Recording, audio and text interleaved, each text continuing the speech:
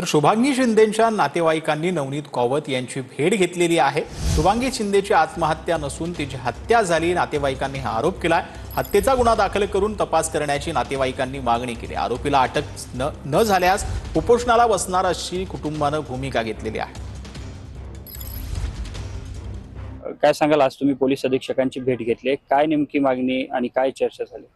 सरांसोबत चर्चा झाल्यानंतर सरनं व्यवस्थित मार्गदर्शन केलं। तिथल्या पीआयला फोन केला, डॉक्टर हॉस्पिटललाही फोन केला त्यानं, आणि याला वेळ लागतो, आम्हाला थोडे दिवस द्या, तो फरार आरोपी तो बी ज्याला फास्ट त्याला अटक करू आम्ही, असं सरनं आम्हाला आश्वासन दिलेलं आहे।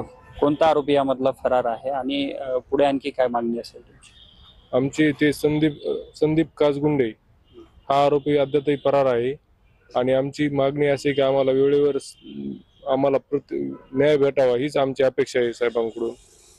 दुसरं, तुम्ही एक कलम वाढीसाठीचं सुद्धा ऍप्लिकेशन मध्ये नमूद केलंय, निवेदन दिलंय, ते काय नेमकी मागणी? तो निवेदन सरनं दिले। सर म्हणले त्या पीएमचे रिपोर्ट आलेले नाहीत, आणखी हॉस्पिटलचे रिपोर्ट, पीएमचे रिपोर्ट आल्यानंतर ते ऑटोमॅटिक कलम ऍड होणार आहे, त्यांनी सांगितलं सरांनी आम्हाला।